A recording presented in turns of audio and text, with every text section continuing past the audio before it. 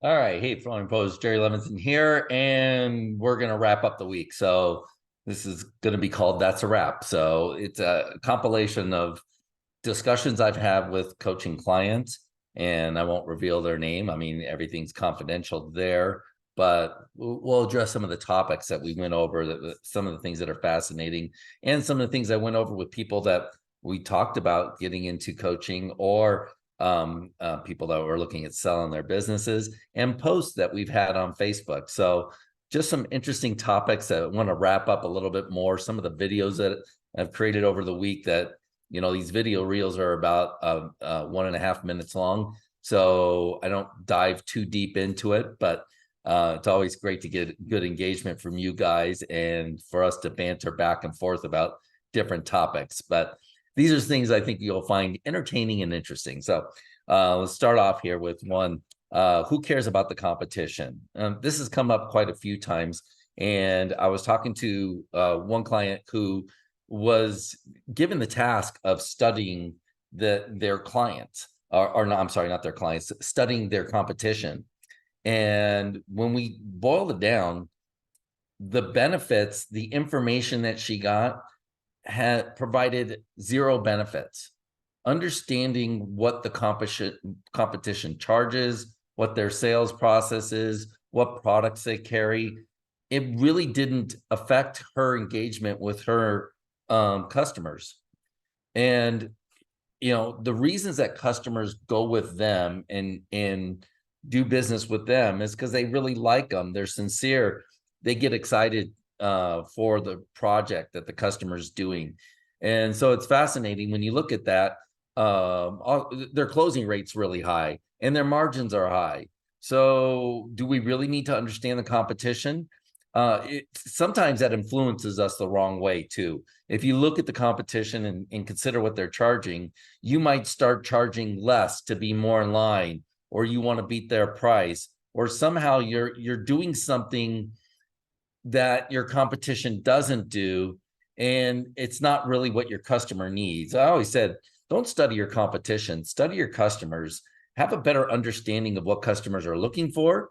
That'll help you with marketing, and have a better understanding of what they really want. So the timing of their installation, what are the real reasons that they go with you? A lot of it has nothing to do with the product or service that you're offering. It might just be that they like you better. You might go to the same church. You might have the same story with kids. You adopted kids as they did. There's all sorts of reasons why customers are going with us. And a lot of it has to do with the connection and liking you better than it does your product, price, or service. I've always wanted it to be that way, that I want another reason for customers to go with my company versus somebody else. And I don't want it to do with product, price, or service. And it could be, I'm showing them a better product and they fall in love with it, what they're looking at more. But if it's beyond product, price, and service, then that's something my competition can't compete against, right? Because they can't find better products at a better price and offer better service, because that customer likes me for a reason other than that. It's a powerful thing that will really help you in sales. All right. Somebody made the comment that frustration that the employees aren't charging high enough prices. They're not getting a high enough margin. And one of the frustrations is that these guys really don't know what it takes to run a business. They don't know what the expenses, the overhead that I have to pay month after month for rent and for insurances, utilities, and what if a job goes wrong, and all these additional expenses. They don't understand what I'm going through. And if they understood this, if they would appreciate it more, then maybe they would sell at a higher closing rate, and maybe they would get more money, get higher margins. So if they only understood what it took, I got news for you. They don't give a shit what it takes, and they shouldn't. They shouldn't know, and they shouldn't care. That has nothing to do with their job as salespeople, and to get the right margins and to get the right prices and to have the right closing rate. Those things have to do with you making it easy for them to sell, you training them on sales, you setting the prices and the margins, and part of that goes into making it easier for them to sell. You holding them accountable, having weekly meetings where you go over the numbers. There are things that you're going to do to dramatically improve your sales performance that have nothing to do with how much you pay them or their understanding of the overhead. Okay. Uh, I'm getting on this kick a lot now about lazy leadership. So I see it often in that people want to trust their salespeople and they want to trust their installers. So they do that because they're lazy leaders. And, they're saying that they can trust their people, but it's not a matter of trusting the people. Your employees need leadership. That's the point. And if it's not going to be you as the owner, hire leadership, hire a manager, hire somebody to oversee the company and oversee the installers, oversee the salespeople. Good leadership is very healthy. It's great. Everybody needs it. Just like children need parents, your employees need good leaders. They need you to be mom and dad. So they need you to look after them and make sure they're doing a good job. But that also has to do with giving them the attention they need. Installers, one of the biggest myths we have is about installers being dissatisfied about installer pay. And I've often said there are more things involved than installer pay. And it really has to do with leadership, making sure that they're doing a good job, but also giving them a pat on the back. Absolutely, pay should go along with that. I'm not saying that you don't have to pay them well, but there's just a lot more to it than pay. Because if pay is the solution to any of these problems, a salesperson can get better pay somewhere else. An installer can get better pay another way. So if you're relying on good pay alone, that's a short-term solution, and that probably isn't going to work to get the desired results that you have. Nobody's going to improve their performance because of better pay. They're going to improve their performance because you did a better job as a leader. One of the things we explored, and this is kind of a new topic, but paying installers using bundling. I often tell you that one price works better than giving a customer a multiple or a line item quote. And people do line item quotes for transparency and to be honest. And well, good. You want to be honest and ethical, then do what you said you're going to do for the price you agreed to do it for.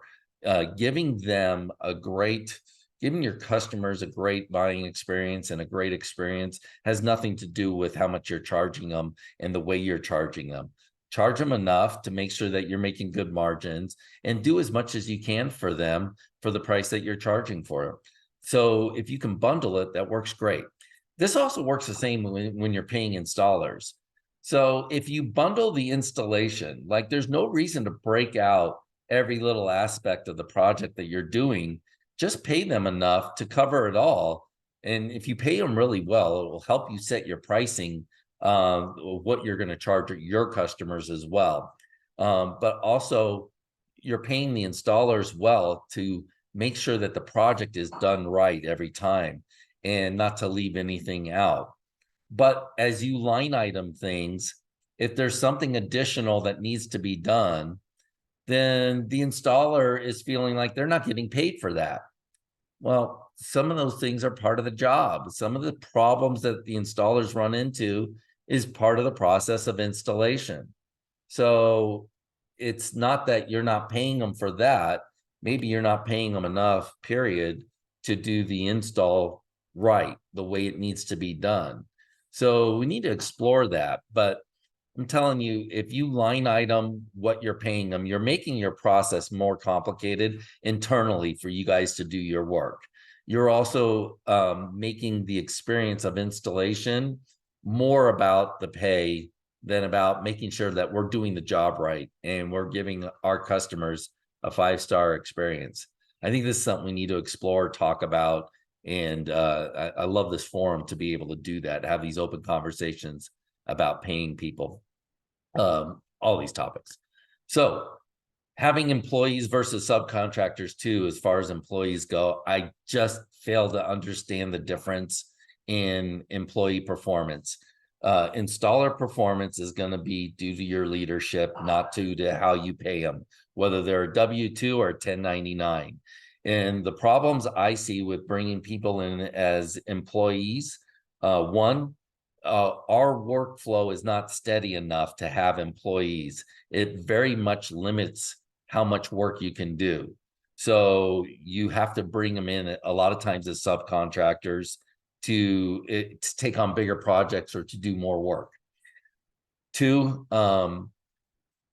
hiring people as employees is very complicated. So it's hard enough to find really good talent out there.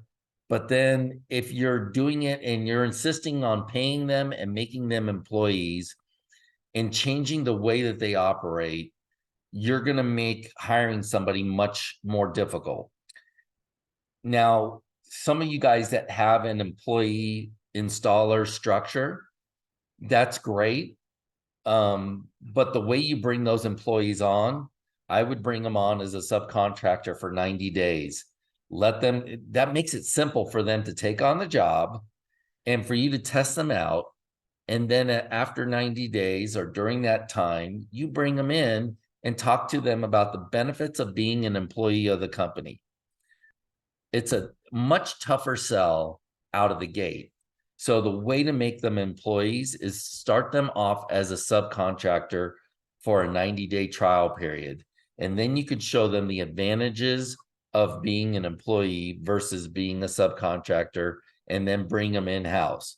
You've already had a chance to vet them out, test them, make sure this is really somebody that you want to bring in. Now, if you don't want to bring them in, you could decide not to use them anymore. You could decide to use them only when you have additional work. So it gives you a lot more control and flexibility for your labor force. And I don't see from the installer standpoint the big benefit of becoming an employee versus a subcontractor. That's something that you're going to have to sell and pitch to them when it comes to pay, benefits, all that. I keep hearing from other installers why it's a huge benefit to employees, to installers, but the people who are saying that are running retail businesses. They used to be installers, they're no longer installers. But I don't see installers having a big desire out there to be an employee. So you might think it's better for them, but they don't understand that. So that's something you're really going to have to sell to them if that's what you believe. I don't think it's a good way for you to go for your business other than starting them off as a subcontractor first and then turning them into employees. This is a big topic too that I brought up a lot lately, and I'm going to continue talking about it, is solving problems sideways. So there's a lot of people that are trying to improve their business in areas that may not need it. But for instance, I was talking to somebody and they were getting offered to get more product knowledge training. Hey, we'll bring you in so you can sell more of our product. Well, this customer has a 70% plus closing rate at a 45% plus margin. So great closing rate, great margin. I don't think they need any more product knowledge. It's not really going to move the needle. Sales training. And look, this is something I specialize in. And I've worked with this client to help them sell in the home. So that's one of the reasons their closing rate and margins have gone up. But if your closing rate's great and your margins are great, then you probably don't need a lot of sales training. You know, if you got good, reliable people. Now, where you do need sales training is hiring more people. But let's look at where we're at now. What are the problems that really need to be solved? For this particular client, they needed more lead generation. So solving the sales process isn't going to help them. Solving the product knowledge isn't going to help them. They need lead generation. They need marketing. So sometimes people don't want to do that because they're loyal to their web company, or they're afraid to fire their web company. They may like their web company and their web company is doing a horrible job for them. Are they getting the leads that they deserve? One of the reasons the web company is not doing a good job for you is because they're not charging you enough money. They asked you what your budget is, and you gave them a budget that's too low. So The web companies oftentimes don't know how to sell marketing, which is funny. You need good lead generation. I can help you with that as well. But in order to grow your business, this game is about lead generation. It's about attracting customers to your business. The only way we can improve your closing rate and improve your sales process is if you have customers to sell to. So it all starts with your marketing. You need good marketing. All right. Talked to somebody about selling their business, actually a few people this week about selling their business. And we were talking about, boy, is that really what you need to do? Is that where you're at? And the one thing I don't like about some of these people are wanting to sell their business for reasons like they're trying to get out of the industry. They're tired of it. They've been beat up. Maybe the shit's gone sideways and they're just tired of dealing with this crap. But in order to sell the business for any amount of money, there's so much work that they have to do to get it to a place where somebody's interested in buying it. Well, if you got to do that work anyway, let's talk about what that is, what the investment is going to be for you to hire a consultant, hire a coach, or, what do you need to do anyway? I don't care if you hire me or not, but what do you need to do? Maybe you hire a different coach, but how are you going to improve the circumstances in your business? If you're able to improve the circumstances in the business, you might want to keep it. Might be a fun business to run again. Trying to get that fire back in your belly and the energy to get into it. So I know what it's like to get beat up. I've been there. I've been at that point where I wanted to sell my business, and I have sold 2 businesses so far. But you really want to do that from a position of strength, not weakness. So if you're desperate, you want to get rid of it, you're not going to get enough money for it, and you'll probably get into something and you're going to regret selling the business. Look, if you're looking to retire and you're ready to sell the business, by all means, and let's get it done. So sell your business. Another way that people are handling solving a problem sideways, I've seen some people want to start selling a different product line or start selling a different product altogether. So one thing I've seen is the people that are selling the most products are moving the slowest. There are 1-trick and 2-trick ponies that are selling just carpet, luxury vinyl, or just specializing in hardwood. The people who are specializing or selling 1 or 2 items, they're growing the fastest. Okay, so it's fine to add more to your product line. It's fine to add another store, but adding another product line, adding another store isn't going to take you from 2 million to 5 million. You can get to $5 million on 1 product line or 2 product lines. You don't need additional products. That's not a solution to the problem. So let's see what the problem really is. One of the challenges with adding more products and adding things to your product line is that now you have to market additional products to an additional audience. So you take a low budget of marketing and you start watering it down even worse, and it makes it much less effective. So adding a product line is not going to be the solution to the problem. You can do it. There's a way to do it. But if you're fully invested in your other products that are selling well and you're in a good position, adding a product might make sense. But for most people, that's something that we should talk about and see if that really makes sense and really will get you where you want to go. Last thing I want to leave you with is I got a story from somebody about their sales rep. One of the things we're going to get into a lot as the year ends is setting your goals. And I teach and preach, not only set your goals, but we have surfaces coming up. We have all these industry events coming up. Set your goals and then take those goals to your sales reps and take them to the managers, your territory managers, all that people. You take your goals to them and sit down with them and you say, how are you going to help me build my business? These are my goals for next year. And I want to know how you guys are going to help me. So is that going to be better pricing? Is that going to be co-op money? So your suppliers are interested in helping you grow your business, but you might not be talking to them the right way. So if you come at them and make sure you have a copy of your goals and you give it to them and tell them that you're serious, damn it. You want to know what they're going to do to help you. If you go to these meetings, they're going to try and sell you the newest and latest product. They're going to go by their agenda if you're not prepared. So come at them prepared with your agenda and ask them how they're going to help you. Okay. Don't accept their agenda. You have an agenda, and make sure that they're helping you. These are your sales reps. They're there to help you.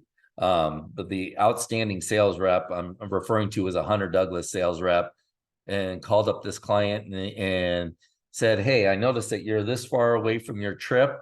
She said, "How can I help you get there? What can we do to help you get there?" Oh man, what a great conversation that is. It's not chastising them. It's not, lecturing them on that they need to do more, or they're not getting good prices because they're not doing enough. It's, hey, how can I help you get there? Isn't that great? I mean, wouldn't you love it if all your sales reps were out there asking you that question? I mean, it's just fantastic to hear this story. I've had very few reps that were like that. I bought them in and I demanded these meetings. So I got those meetings where we talked about my goals and my strategies, not their products and their agenda. But to have somebody forward thinking to go to the retailer and say, "Hey, how can I help you grow your business?" That would make a much better supplier, in my opinion, because I see a lot of suppliers that want you to sell things their way. This is one more thing I'm going to add. Just thought of this, and talking to some of the clients and talking to people about, well, here's what I want customers to do. I want them to come in and I want them to go through this kind of process. Look, if you're trying to get customers to do what you want them to do versus being more interested in how they shop and how they buy, you're going to be fighting an uphill battle. The best solution is to find out what your customers really are interested in and being more accommodating to them by creating good processes that benefit them versus them trying to follow your agenda as a salesperson. So you can always, improve that whole sales presentation and be really interested in the customer, be excited for the customer, for the project that they're doing. But don't build a system and try to manipulate it. One of the best advices I ever heard was, in marketing, it's, find out what customers want and sell them that. And one of the ways that we have this so backwards is we create products, we grab services, and we try to sell our products to customers rather than finding out what they're interested in and then go ahead and sell them that. So, if you have a lot of leads, a lot of people wanting a specific product or service, that's great. Then go after that product or service. But there are some things like, I'll give you a couple examples. Shaw came out with Bolera, which I love the product. I sold the hell out of it, but it's a waterproof carpet. There's no demand for a waterproof carpet. So, they solved a problem that didn't exist. And it's just weird to come at it that way. The reason we sold the hell out of it is because it had a great color palette and the carpet was soft. It was an easy sell, but we didn't sell it because it was waterproof. That had nothing to do with our success with the product.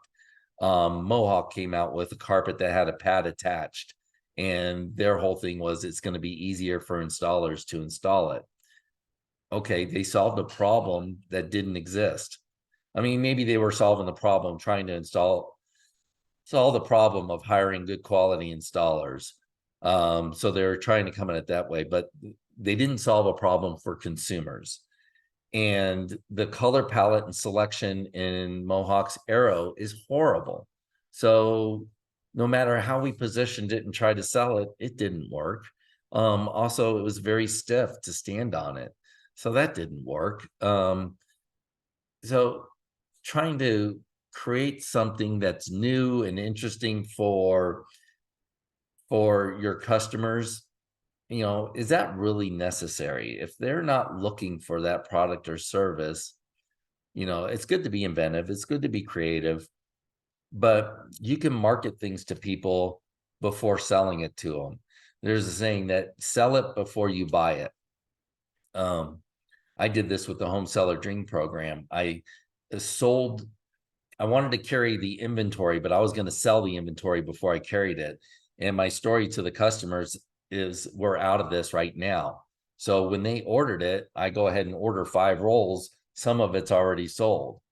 Well, that's the best way to buy inventory or buy anything. Sell it before you buy it. Notice how Apple does that?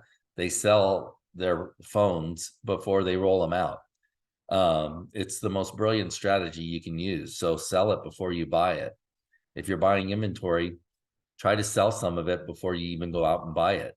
And if you're promising a quick delivery, you just tell that customer, well, I'm out of that inventory right now. We've got some coming in, and then go out there and get it. Okay. So just a smorgasbord based on the conversations, the posts. It's a lot of fun. I love the engagement. So I hope you guys enjoy this. It's a little bit different than normal podcasts or normal conversations. I love interviewing people, have so many great conversations with my clients and with people offline that this is just, I'm having a ball. So hope you guys are loving your business and having a great weekend, and we will talk to you next time.